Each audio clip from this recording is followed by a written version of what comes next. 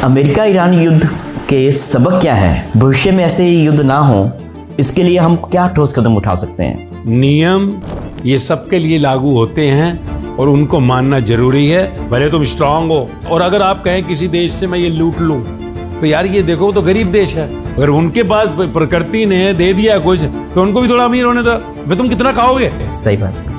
हमारे लोग जितने भी हिंदुस्तानी में जाते हैं तो उनके लोकल लोगों से मिलते हो कभी तुम्हें घर में बुलाते हैं? अपने घरों में नहीं बुलाते।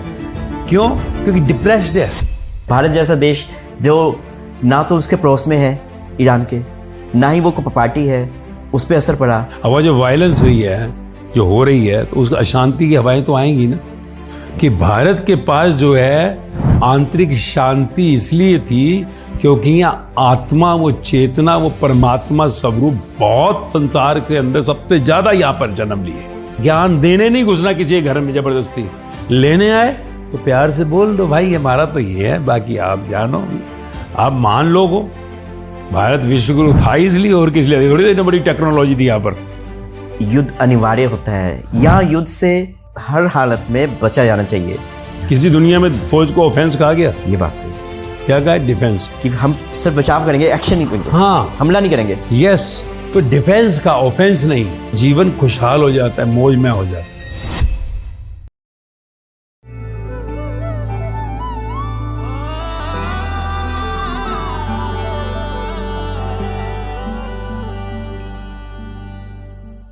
मास्टर जी नमस्कार। उसका आज हम आपसे अमेरिका ईरान युद्ध के बारे में बात करेंगे। अमेरिका ईरान युद्ध के सबक क्या है? मतलब कि हम भविष्य में ऐसे युद्ध ना हो, इसके लिए हम क्या ठोस कदम उठा सकते हैं और क्या लेसन्स हम सीख सकते हैं? देखो, हमने बनाया पूरी दुनिया के अंदर त्राईमान हो गया। विश्व युद्ध 1, विश्व युद्ध 2, वर्ल्ड वार 1, वर्ल्ड वार 2 हुआ, तो यूनाइटेड नेशन का गठन हुआ जिसमें सारी दुनिया के देश आए। और वहाँ पर जब रहे तो सबने जो पर्टिकुलर किसी भी डिसीजन के ऊपर कॉमन राय बनी और वो रूल बना। तो सबसे पहले तो अगर हम पूरी दुनिया इकट्ठी होकर एक प्लेटफॉर्म पर आई है तो हमें जो वहाँ पर बात होती है तो उसको एग्जीक्यूट करना है, जिससे हम हट गए। आज देखो, अमेरिका ने ईरान के ऊपर जब किया युद्ध तो कहते हैं कोई किसी तरह की काउंसलिंग नहीं हुई, कोई पुटअप नहीं किया गया मुद्दा। तो ये चीज़ें जो सी हैं अगर ऐसे होंगी फिर तो क्या, आज एक कंट्री है जो सुपीरियर है उसने इसको दबाया, कल दूसरा करेगा, कल रशिया खड़ा हो जाएगा, यूके खड़ा हो जाएगा, चाइना खड़ा हो जाएगा। तो इसमें कोई बड़ी बात नहीं है। मैंने कहा ना कि अगर एक जोन सा है शेर जाकर बकरी के साथ लड़ाई करे और जीत जाए तो कोई शेर की वाहवा कोई करेगा? बेवकूफ़ी करेगा। हाथी अगर जोन सा है किसी चूहे के साथ जोन सा युद्ध कर लड़ ले तो वो क्या कहेंगे? हाथी की तालियां बजाएगा, कोई मूर्ख ही बजाएगा। आज अगर अमेरिका मान लीजिए ईरान के ऊपर चला गया युद्ध करने के लिए तो अमेरिका को तालियां कोई नहीं बजाने वाला, नहीं बजाएगा। क्योंकि अमेरिका जब वर्ल्ड वार 2 हुई, क्यों आज अमेरिका को सुपीरियर कर दिया? बाप बना दिया ना कि यार तो दुनिया का बाप। आज पूरी गल्फ कंट्रीज के अंदर अमेरिका जो उनका रक्षा कवच बन गया कि हमारे पास कुछ गलत न होना नहीं चाहिए।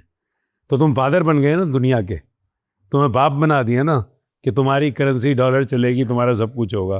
तो एक बाप का क्या फर्ज होता है कि उसकी औलाद जो है खुश रहे, यही है ना बाप का फर्ज।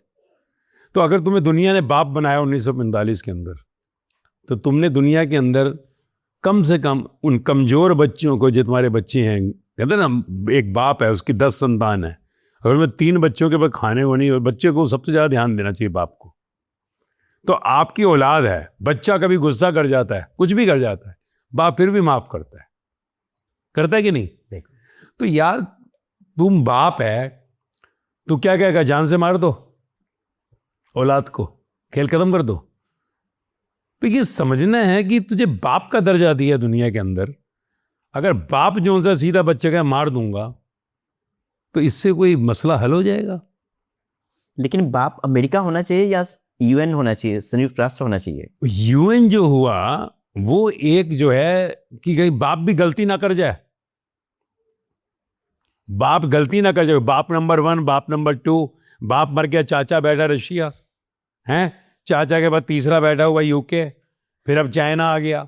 तो ये सारे लोग जो हैं परिवार मिलकर कि बाप भी गलती ना कर जाए अहंकार में, इसलिए यूनाइटेड नेशन बना। बाप तो कोई होना नहीं चाहिए सर। बाप होना नहीं चाहिए, पर अभी जब स्टार्ट में दुनिया बनी, जब आया संसार में आदि मानव, तो देखो कोई नियम नहीं थे, कोई बाप था ही नहीं, कोई बाप ही नहीं था। माँ को भी नहीं पता था मैं माँ हूं, बच्चा पैदा हो गया। अब जब बच्चे पैदा होते चले गए, बच्चों की परवरिश कौन करे? तो व्यवस्था बनी। तो जब व्यवस्था बनी तो कहा भाई तू जिससे भी संबंध बनाएगी, बच्चा उससे पैदा होगा तो वो बाप कहलाएगा, तू माँ कहलाई, है ना। तो इस बच्चे को बड़ा करना पड़ेगा तुम दोनों को। धीरे धीरे समाज डेवलप हुआ। तो ऐसे ये देश दुनिया जो चल रही है, जब इतनी जनता बढ़ती गई, बॉर्डर लाइन खिंचती गई, ये मेरा देश ये तेरा। पहले कोई देश था क्या? कोई बॉर्डर्स नहीं, बॉर्डर ही नहीं था, पासपोर्ट नहीं थी, कुछ भी नहीं था। तो धीरे धीरे जब लोग बढ़े तो फिर नेचुरली बात है कि ये लकीरें खींची, फिर व्यवस्था बनी। अब व्यवस्था बनी तो नेचुरली बात है, कोई बड़ा कोई कमजोर कोई स्ट्रांग, पिछले जन्मों के भाग्य की यात्रा से जो भी उसने मांगा था। तो ऐसे करते करते जो देश का बाप बना, किसको का प्रेसिडेंट है, ये प्राइम मिनिस्टर है, तो कोई देश जो से स्ट्रांग कोई वीक हुआ।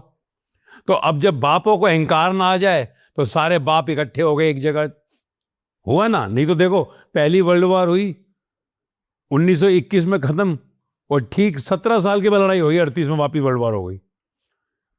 1945 में फिर जब वर्ल्ड वॉर रुकी तो उसके बाद जो सा उन्होंने कहा भाई अब जब सारे इकट्ठे हो जाओ कि न्यूक्लियर बम भी बन गया, एक झटके मार देता लाखों लोगों को। तो सारे इकट्ठे हो गए। तो उसमें जो बड़े बाप थे उन्होंने बैठकर मीटिंग की, जिसको हम यूनाइटेड नेशन सिक्योरिटी काउंसिल है। तो वो भैया 5 ही मेंबर है, बाप बड़े बाप हैं। तो देखो भाई आप दादा हो और हम बाप हैं छोटे, तो आप ध्यान देना हम गरीबों का। तो उन्होंने कहा हाँ चिंता मत करो। तो अहंकार ना आ जाए किसी के अंदर, इसलिए सारे इकट्ठे हुए।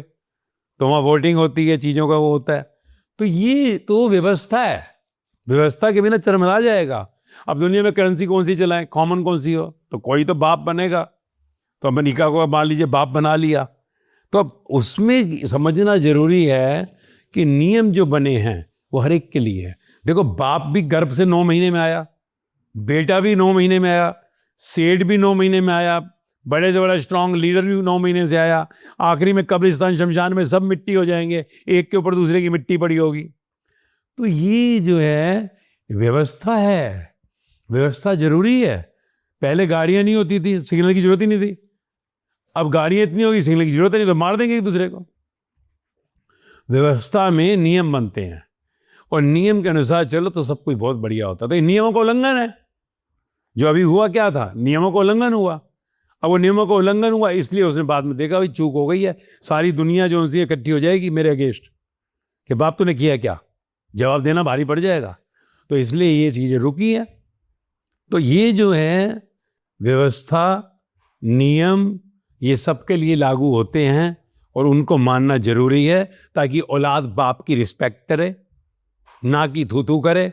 भले तुम स्ट्रांग हो, तुम कुछ भी कर डालो, परंतु उससे क्या होगा, त्राईमान होगा। और अंदर भी एक होती है ना, अंदर कहते हैं तेरी हाय लग जाएगी।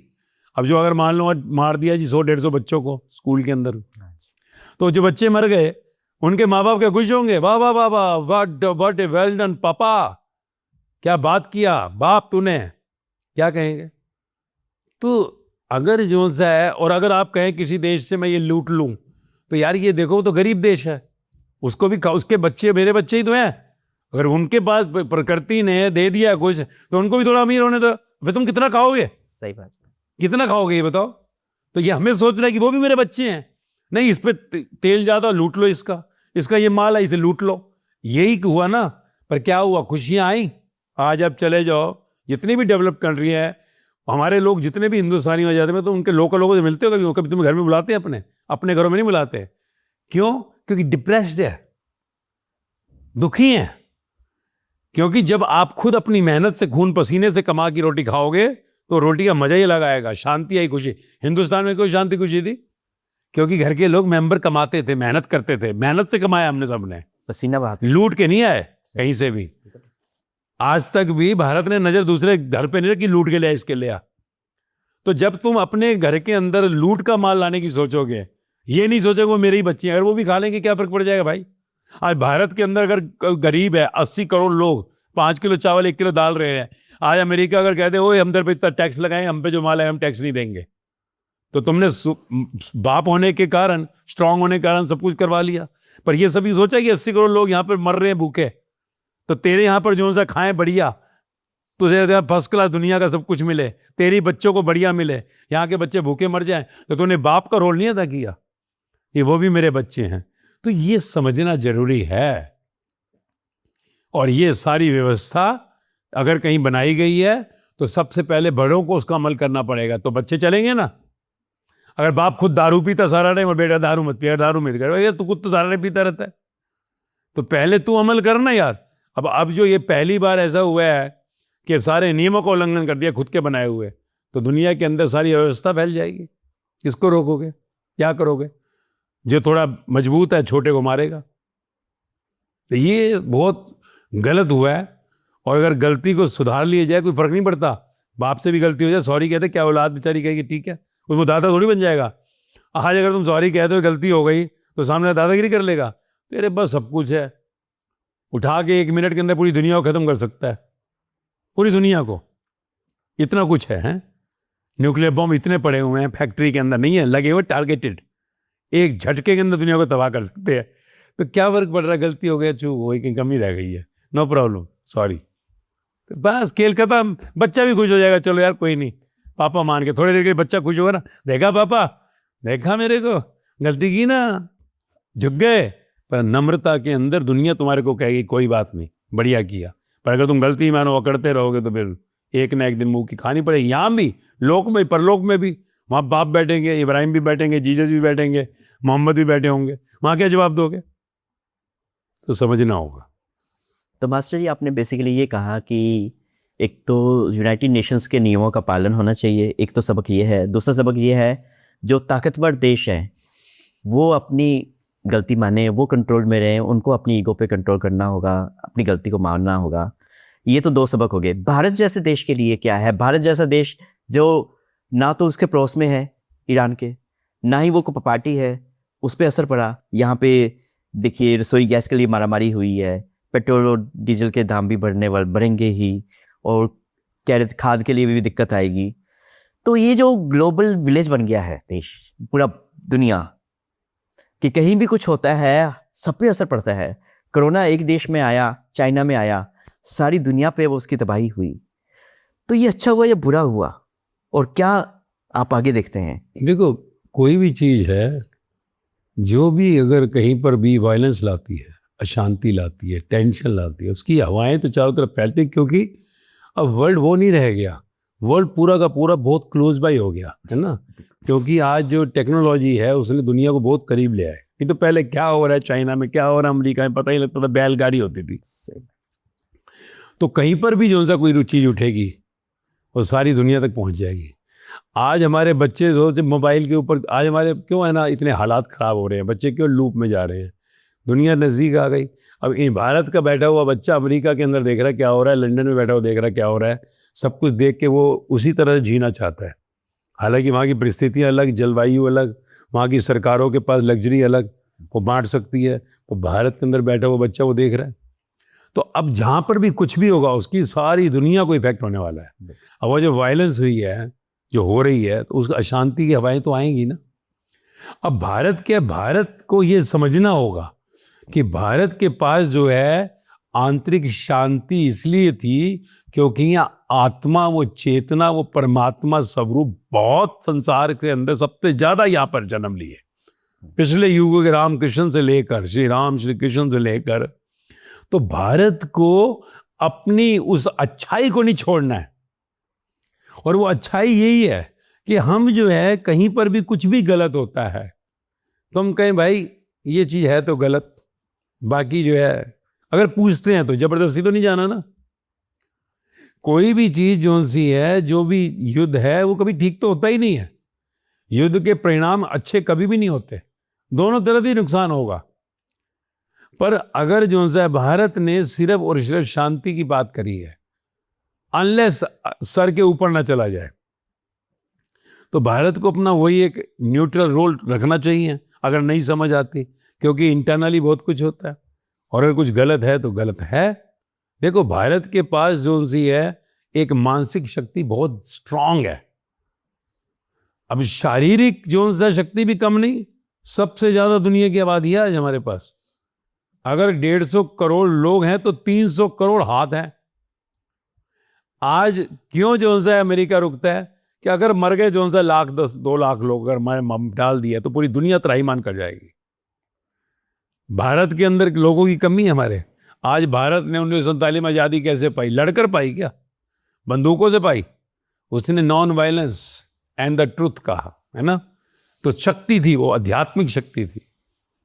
तो भारत को जो सा है हमें ज्यादा घुसना नहीं है किसी घर में, पर अगर कोई आए, कहते हैं ना ज्ञान उसी को तो जो लेना चाहता है, जो ज्ञान लेना नहीं चाहता उसको ज्ञान देना ही नहीं चाहिए।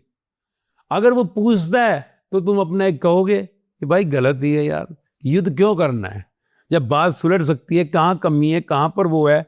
यूनाइटेड नेशन बना है, सारे लोग बैठे हैं, बैठ के फैसला कर लो, मेजोरिटी विंस। भाई कोई टॉपिक आया, मान लो ईरान की ये बात थी, अमेरिका की ये प्रॉब्लम थी, इजराइल की है, let us come to the United Nation. 190 देश बैठ रहे हैं, सब लोग अपना वोटिंग करो भाई, इस पॉइंट के ऊपर ये मेजोरिटी जाओगी, ठीक है, डन, खत्म। इसलिए तो बनाया, इसलिए बनाया, किस लिए बनाया? यूनाइटेड नेशन सजाने के लिए, डेकोरेशन करने के लिए बनाया था। पर तुम खुद से ही उन चीजों के अंदर इनिशिएट ले लोगे मार काट का, तो इसका तो भारत तो कभी भी जो सा नहीं कहेगा, क्योंकि भारत ने तो सदा, भारत में चींटियों का झुंड अगर पैर के नीचे आ जाए तो रोने लग जाता, इतनी चींटियां मार दी मैंने, हैं? हमने कभी किसी पे नजर नहीं रखी कि इसका लूट लो, मेरे बच्चे का पेट भर जाए। यहाँ तो देखो कितना दान होता है। एक गरीब आदमी भी बेचारा जो डेली का 500 रुपये कमाता है, सामने कोई आ जाए ना दे दे, वो उसको भी 10 रुपये निकाल के देता है बेचारा, वो अपनी रोटी खोल के उसको दे देता है। तो भारत के पास तो सिर्फ दिल है, पर भारत अपने दिल से अब दिमाग की ओर चल पड़ा है। अपने दिमाग की तरफ चलोगे तो दिल को भूल जाओगे, दिल भूल गए तो भारत की आत्मा मर जाएगी, भारत का कृष्ण मर जाएगा। बाहर भले हरे कृष्णा, बाहर भारत का राम मर जाएगा, बाहर भले रामा रामा करते रहे, भारत के गुरु नानक चले जाएंगे, भले हम बाहर करते रहे सतनाम श्री वाहे गुरु। तो भारत का दिल नहीं मरना चाहिए। देखो दिल की यात्रा, जो मस्ती की यात्रा, सामने वाले को देर लगेगी पहचानने में, पर जिस दिन पहचान गया पूरी दुनिया नतमस्तक करेगी। तो भारत को सदा जो है, खुद नहीं ज्ञान देने जाओ बीच में कूदने के लिए, आए तो गलत है, गलत है, ठीक है, भूखे तो नहीं मर जाएंगे। अरे भारत को कुछ चाहिए ही नहीं भाई, दाल चावल रोटी खा के 50 साल पहले ज्यादा खुशहाल था, आज सब कुछ आ गया, दुखी हो गया। घर के 4 लोग मिलकर नहीं खाते, तो डर किस चीज का? भारत के पास सब कुछ धरती पे मिल रहा है, क्या करना है? तो हमें तो ज्ञान देने नहीं घुसना किसी के घर में जबरदस्ती, लेने आए तो प्यार से बोल दो, भाई हमारा तो ये है, बाकी आप जानो, आप मान लोग हो। तो अगर सही तरीके चलेंगे तो दुनिया आज नहीं तो कल जरूर समझेगी। भारत विश्वगुरु था इसलिए, और किस लिए? थोड़ी इतनी बड़ी टेक्नोलॉजी थी यहाँ पर। हृदय था, हृदय, और हृदय खोज नहीं करता, हृदय प्यार करता है। भारत कोई प्लेन नहीं बनाएगा, भारत कुछ नहीं बनाने वाला, भारत का हृदय बड़ा है। पर भारत अब चाहता है बाहर का विकास करूं मैं, बाहर का विकास जरूरी है, पर हृदय नहीं है तो विनाश हो जाएगा, सदुपयोग नहीं होगा। और हम नहीं चाहते भारत के अंदर आए वो भगवता उपलब्ध लोग ऊपर बैठकर रोएं, दुखी हों कि यार ये तुम कर क्या रहे हो। तो हमें अपना रोल तभी अदा करना चाहिए जब सामने से कोई पूछे। और इस युद्ध में भारत की जो भूमिका रही, जैसे उनके सर्वोच्च धार्मिक नेता जब अमेरिका द्वारा मारे गए तो भारत ने कुछ रिएक्शन नहीं किया, या जो भी भूमिका रही, आप उसके संतुष्ट हैं कि इस युद्ध में भारत को, जैसे पाकिस्तान एक को लाइमलाइट में आ गया, उसने मध्यस्थता की भूमिका निभाई। अभी जो युद्ध विराम हुआ 8 तारीख को, तो उसमें पाकिस्तान की बहुत सक्रिय भूमिका रही, जबकि वो भारत की हम भूमिका देखते थे कि भारत को एक शांति दूत के रूप में होना चाहिए था। तो इस पूरे युद्ध में भारत की भूमिका पर आपका क्या कहना है? देखो ये तो सब क्या है कि जो कुर्सी पे बैठे हैं उनको मालूम है राजनीति है ना, तो राजनीति है, वहाँ पे कोई आध्यात्मिकता की बात नहीं है, राजनीति है। आध्यात्मिकता पहले राजा लोग गुरुओं के पास जाते थे, आध्यात्मिक गुरुओं के पास, है बाहरी धार्मिक नहीं, आध्यात्मिक गुरुओं के पास कि गुरु जी क्या करें, कैसे चले। अब आध्यात्मिकता तो मरी गई है, तो उसमें जो सा है अब उनका अपना निर्णय है कि कहाँ क्या हुआ, कहें ना कहें, क्या कहें। तो ये उनका निर्णय है कि कुर्सी पर बैठकर उनको पता है कि भाई अगर मैंने ऐसा बोल दिया तो उसने ये बंद कर देना है, ऐसा कह दिया वो खफा हो जाएगा, हमारी ये चीज़ें बंद हो जाएंगी। तो अगर हम बिगिनिंग से ही एक जो है किसी तरह का ऐसा रवैया ना अपनाएं कि जो गलत है उसे सही कह दे और सही को गलत कह दे, अगर हम निष्पक्ष चलेंगे तो हम अपनी राय जो है कभी भी दे सकते हैं। और आप निष्पक्ष हैं तो आज नहीं तो कल आपको जज की तरह कोई बुलाएगा ही। अब पाकिस्तान अगर हम कहेंगे कि चला गया, पाकिस्तान मुस्लिम कंट्री है, ईरान के अंदर जो उनके ज्वाइंट रिलेशन है पुराने, अब आज हिंदू फैमिली के अंदर कुछ हो जाए तो क्या करेगा, तो वो बुलाएगा हिंदू को, है ना। तो इसलिए बुला लिया। तो इसमें हमें ये नहीं सोचना अरे पाकिस्तान को बुला लिया और भारत को नहीं बुलाया, समझे। तो उनकी आपस के कनेक्शंस हैं, आफ्टर ऑल वो एक फैमिली से आ रहे हैं। तो फैमिली कहते हैं घर की बात है, घर वाले संभालेंगे। हालांकि पाकिस्तान में सुन्नी ज़्यादा हैं, वो ईरान है वो सिया लोग ज़्यादा हैं, उस तरह से उतना उनमें है नहीं। अब वो भी देखो ना, सुन्नी शिया एक ही घर, मोहम्मद साहब ने अपनी बेटी दी जोन सा है और उसके अंदर एक छोटी बात हुई और शिया हो गए सुन्नी हो गए, हैं तो एक ही जगह से ना, सबका बाप तो एक ही है, मोहम्मद साहब को दोनों मानते हैं।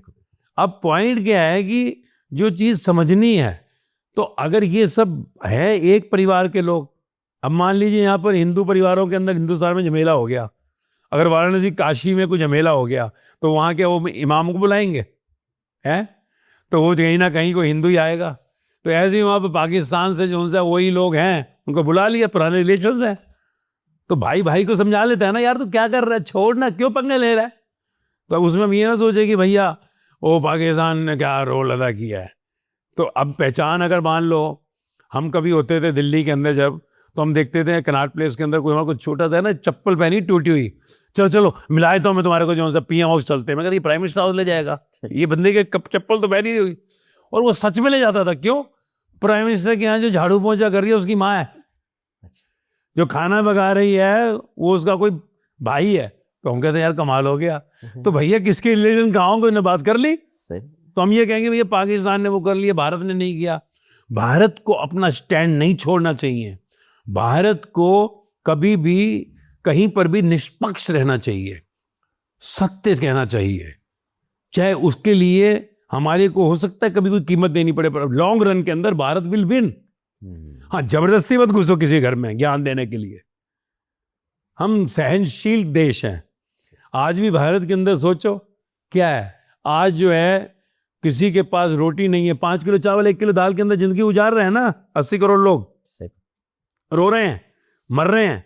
आज रो मर कहाँ रहे हैं, ज्यादातर मेट्रो सिटीज के अंदर। उनको जो सा है क्योंकि वो पाश्चात्य भौतिकता का वो आग लगी हुई है, हैं, और फिर ड्रिंक ड्रग्स रिलेशनशिप्स ये सब बढ़ गई है, तो उसके कारण दुखी हैं वो। बाकी आज भी आप रिमोट गांव वगैरह सब कुछ है, मौज में है, चौपाल लगती है, मस्त होते हैं, चूल्हे की रोटी आज भी खाते हैं, उन्हें मजा है बड़ा जिंदगी का, वो खुश हैं ढोलकी बजाकर। तो ये हमें नहीं भूलना है कि हम जो है इस धरती पर उस भगवता के, ईश्वर के, गॉड के, अल्लाह के, जो भी कह लो, उसके रिप्रेजेंटेटिव हैं। वी शुड नॉट फॉरगेट कि वो सब हमारे पिता यहाँ जितने हुए हैं उन सब ने में संदेश दिया, वो सब हमारी माएँ जो हुई, चाहे वो Mirabai, Sahjobai, Lallabai, Muktabai and so many, हमारे को उनका संदेश देना है दुनिया को, खुशहाली और शांति और मौज का। तो फिर सब दुनिया एक न एक दिन फिर देखेगी, भारत को ही बुलाएगी, वाह भाई लड़ाई हो रही है, समझा। मास्टर जी, अब एक आखिरी सवाल, किन हालात में युद्ध अनिवार्य होता है या युद्ध से हर हालत में बचा जाना चाहिए? क्योंकि कृष्ण जी, महाभारत की बात करें तो कृष्ण कहते हैं कि अब इस हालात में युद्ध अनिवार्य है, युद्ध करो। तो आपकी क्या गाइडेंस है कि युद्ध से हर हालत में बचना चाहिए या कभी कभी युद्ध अनिवार्य होता है, लड़ना चाहिए? देखो, आपको पता है ना, फौज को डिफेंस कहा गया, किसी दुनिया में फौज को ऑफेंस कहा गया? ये बात सही है। क्या कहा? डिफेंस, कि हम सिर्फ बचाव करेंगे, एक्शन नहीं करेंगे, हाँ, हमला नहीं करेंगे। यस, क्योंकि तेरे सामने तेरा ही खून है, तेरे करोड़ों जन्म हो गए, पिछले जन्म हो सकता तेरा बाप हो, तेरा भाई हो, तेरा बेटा हो जिससे तू लड़ने जा रहा है। लव योर नेबर क्यों कहा जीसस ने? कि कोई तेरे पास ऐसे ही नहीं मिलने आ गया, कोई तेरा पिछले जन्मों का नाता है उसका। तो डिफेंस का, ऑफेंस नहीं। डिफेंस का मतलब होता है कोई सामने से आए भी ना अपना कवच बना ले। फिर बाद में कहा अगर डिफेंस करते हुए ऑफेंस हो जाए तो ठीक है भाई, डिफेंस करते ऑफेंस हो जाए।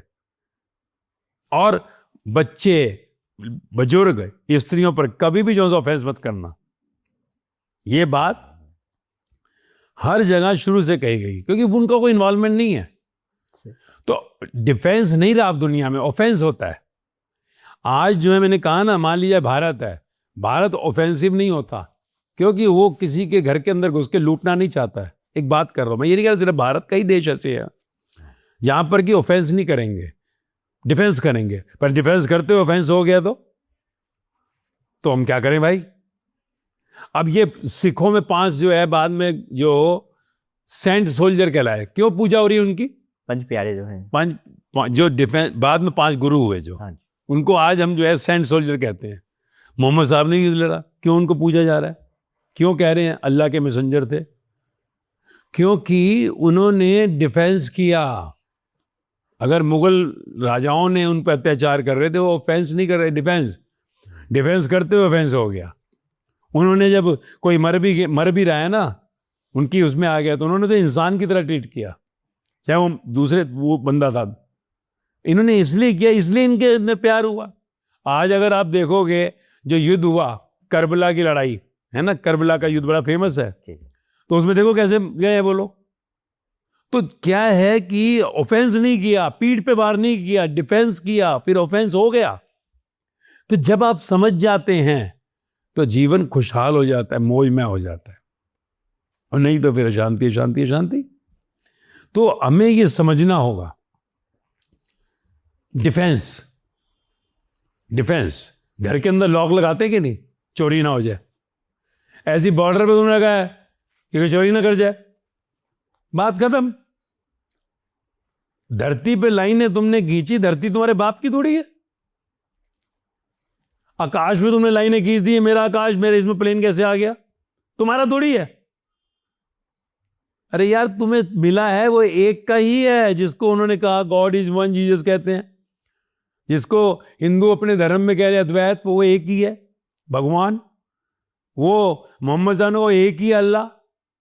गुरु नानक देव वो एक ही ओंकार सतनाम है। वो साईं कह रहे सबका मालिक वो एक ही है। अब यार तुम समझो, सब यही रह जाएगा, तुम निकल जाओगे यहां से, पूरी धरती जल में हो जाएगी। फिर तो समझना है, तो समझते ही ये सारे खेल खत्म हो जाएंगे, जो झंझाल हो रहे हैं, झगड़े हो रहे हैं, मौज में आ जाओगे, खुशहाल हो जाओगे। तो डिफेंस ऑफेंस नहीं, डिफेंस करते हुए ऑफेंस हो जाए तो वो फिर क्षमा है।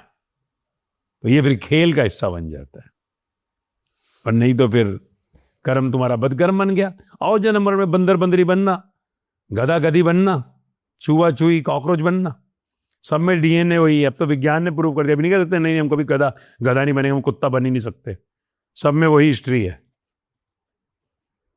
बस ये है, समझ जाओ तो खुशहाल है, मौज है, युद्ध खत्म, मस्ती करो, एंजॉय, डिफेंस करो, ऑफेंस नहीं।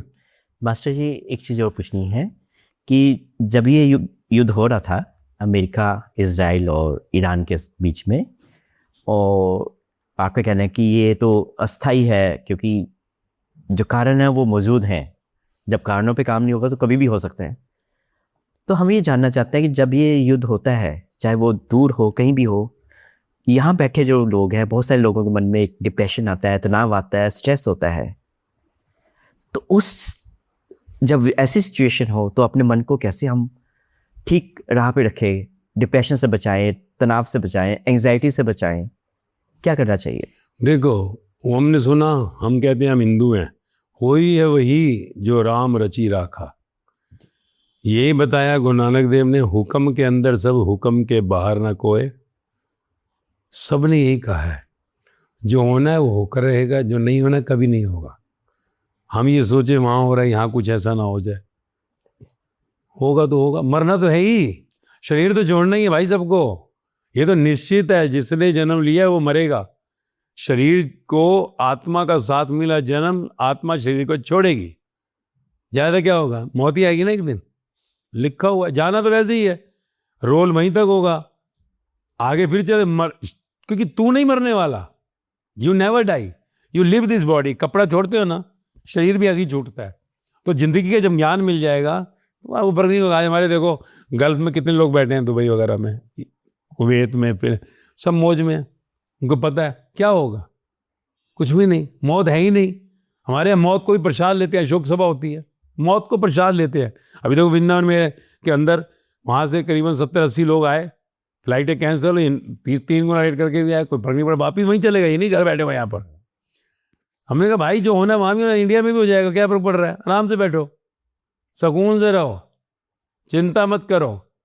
मिसाइल आएगी नहीं, क्योंकि संसार को ज्ञान देना है तुम्हें, तुम्हारे पास बाजू में गिर जाएगी, डिफ्यूज हो जाएगी, परेशान होने की जरूरत नहीं है। और मौत नहीं आना, यहाँ आ जाएगी, सड़क पर मार जाएगी गाड़ी तुम्हारे को। तो हो ही है वही जो राम रची राखा। और अभी सरकार ही नहीं कह रही ना, गवर्नमेंट कह रही है नहीं भाई अपना तुम जाओ, ये करो वो करो, यू रिलैक्स, जहाँ हो जिधर हो मौज में रहो, खुशहाल रहो। तो हम जब स्वयं को समझ जाते हैं, there is no birth and death, और जहाँ जो होना है वो होना ही है, आराम से रहो, खाम का क्यों टेंशन हो रहे हो, डिस्टर्ब हो रहे हो, सब बढ़िया है। अगर अच्छी बात है गैस बंद हो जाए, नहीं आ रहा पेट्रोल गैस नहीं आ रही, नहीं आ रहा, बढ़िया, गाड़ी कम होगी, पोल्यूशन कम होगा, चलो शरीर मोटे हुए पड़े, बीमारियां हुई पड़ी हैं, अच्छा यही बढ़िया मौका, चूल्हा जला लो अंगीठी वापिस से। अंगीठी का खाना शरीर के हेल्दी बनाता है। सारे आज से 40 साल पहले बुजुर्ग हमारे 80-90 साल तक ताकतवर क्यों थे? क्योंकि चूल्हे पे खाया है, पैदल चलते थे। अच्छा है एक बार ये भी जिंदगी जी लो, मैं तो कहता हूँ एक बार बंद ही होना चाहिए पूरा, खुले ही ना पेट्रोल शेट्रोल, पैदल चलो, रिक्शा निकालो, साइकिल पर चलो, घोड़ा गाड़ी आने दो एक बार वापस, हॉस्पिटल बंद हो जाएंगे, क्या बात है, बीमारियां खत्म हो जाएंगी, खाने का मजा आएगा, ऑर्गेनिक मिलेगा। लकड़ी पे जलाकर तो देखो, लकड़ी, शरीर लकड़ी का बना है, लकड़ी पे जल के आएगा, खाने का मजा आएगा। ये कुदरत ने मौका दिया है, जरूरत ही नहीं है सिलेंडर को हाथ ही मत लगाओ, बल्कि कहो भाई चाहिए हमसे ले जाना। चूल्हे आ जाए वापस, जिंदगी पुरानी जियो। पुराने लोग ज्यादा खुश थे, पुराने लोग ज्यादा स्वस्थ थे। लाइफ विल बी हैप्पी, ईश्वर चाह रहा है, देख लो। अब मौका मिलता है, ऐसे ही है, कोरोना में मौका दे दिया, बैठ जाओ, अभी फिर मौका दे, गैस बैस नहीं, ऑयल नहीं है, चलो भाई चलो, पेट्रोल हो गया 2000 रुपये लीटर, गैस का सिलेंडर हो गया 5000 रुपया, लकड़ी खूब सस्ती है, लो कोयला लकड़ी, और फटाफट धुआं जल रहा है। वो जो धुआं भी लकड़ी का आता था ना, चेहरे को चमका देता था, अब क्रीमें लगा के चेहरा चमकाता है आदमी। तो हवन ही हो रहा है हर घर में, फिर लकड़ी जलेगी, और लकड़ी भी बड़ी खुश होगी, शरीर भी तो लकड़ी का बना हुआ है, मिट्टी खाई है, आखिरी लकड़ी में जलता है, तो मिलने तो लकड़ी को लकड़ी से, चलाओ शरीर को, बॉडी फिट हो जाएगी। लेकिन उससे पोल्यूशन वाला समस्या है कि लकड़ी जितनी जलेगी उससे पोल्यूशन है, जिस वजह से हम लोग इधर गए, चूल्हे की से गैस, रसोई गैस की तरफ गए। देखो लकड़ी से उतना पॉल्यूशन नहीं होता है, आपके जितने पेट्रोल डीजल से पॉल्यूशन हो रहा है। लकड़ी का धुआं जो सा इतना पॉल्यूशन नहीं कर रहा, क्योंकि आप कितनी लकड़ी जलाएंगे, सारा दिन चूल्हा जलता रहेगा क्या? घंटा बस गाड़ियों का पोल्यूशन है सबसे ज़्यादा, है ना, आपकी इंडस्ट्रीज का पोल्यूशन इतना भरा पड़ा है, क्या होगा? अरे चाहिए कितना यार, कपड़े तन ढकने के लिए चाहिए, राइट, क्या चाहिए, कितने चाहिए, खाना रोटी है, शरीर भगवान ने इतने बढ़िया दिए हैं, ये व्हीकल करोड़ों अरबों रुपए दे, कभी पैर नहीं मिलता। बोलो आपकी गाड़ी फिर भी आपको 5 करोड़ में मिल जाएगी, 10 करोड़ में, बढ़िया तो बढ़िया टॉप, पैर चला जाए लाकर दिखाओ 10 करोड़ में पैर, इतनी बढ़िया गाड़ी है, अमूल्य, एंजॉय विद दिस व्हीकल। शरीर की बीमारियां 100% खत्म। आप देख लो 40 साल पहले हिंदुस्तान के अंदर बीमारियां कहाँ थी, हॉस्पिटल होते थे, डॉक्टर ही नहीं मिलता था, अब तो हर पार्ट का डॉक्टर है, हॉस्पिटल में भरा पड़ा है। तो ये सबसे बढ़िया ट्रायल करने के लिए कौन, खुद ही 15 दिन के लिए गैस, 15 दिन के लिए गाड़ियां, सबको तिलांजलि दे रहे हैं। क्या खुशहाली आ जाएगी। वाह मास्टर जी, मस्ती से जीते रहने का संदेश देने के लिए आपका बहुत बहुत शुक्रिया। मास्टर जी, आपका मूल संदेश क्या है? आप किस उद्देश्य से आपने ये संगठन बनाया? जब मैंने देखा 10 साल के बच्चे से 80 साल की दादी मौज में 4 जनरेशन, तो मैंने इसे बनाया मिशन 800 कि दुनिया के आखिरी इंसान तक पहुंचना, हैप्पीनेस गारंटेड, स्पेशली नौजवान। तो आपने क्या क्या ट्रायल किया और क्या साबित हुआ उस ट्रायल से, जो आपने इतना समय लिया पब्लिक में आने से पहले? देखो मेरा single window solution, only one, कुछ छोड़ना नहीं, कुछ पकड़ना नहीं, सिर्फ सुन।